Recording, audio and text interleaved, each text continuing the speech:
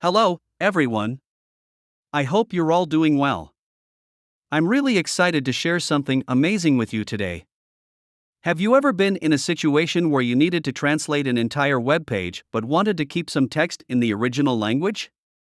This could be if you want to maintain the original product name in your online store or keep specific terms and text in your blog. Linguise can help you create a fully multilingual website by translating 100% of your site's content. However, it also offers the flexibility to enable translations for selected text, sections, or elements of your website. Today I'm going to show you how to exclude some parts of the text on your website when you're using automatic translation.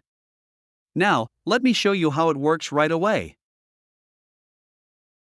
To exclude a specific portion from the translation, you'll need to set up a rule instructing the translation machine not to translate certain content.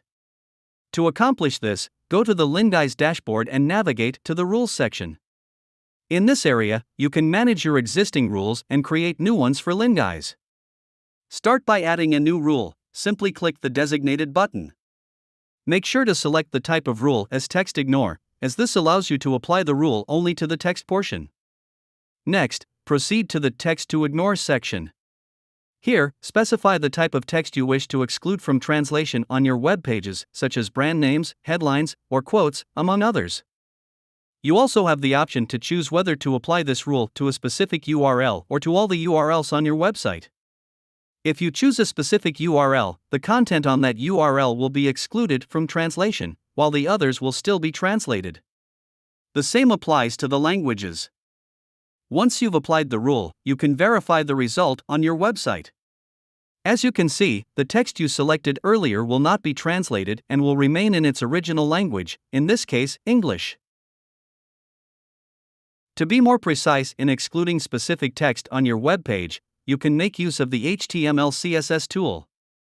By default, when you exclude a text, it will affect all similar instances of that text across your website.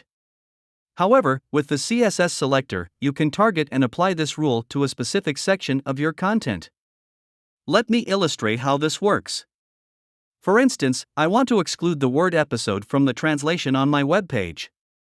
This word appears in various parts of my content, from the headlines to other elements. Now, by inserting the appropriate CSS to specify that the rule should only apply to the headlines and then saving it, only the instances of the word episode within the headlines will remain untranslated. When I check my web page, you'll notice that the rest of the episode words across the site continue to be translated, but only the ones in the headline section remain untouched. This level of customization allows you to tailor your web page exactly as you need it. Thanks for watching this video. If you're watching this video from YouTube, don't forget to subscribe to our Linguise channel to stay informed about new plugin features and ask us any questions using the comments. And of course, you'll find all the useful links we've talked about in the description. Have a productive day. Bye.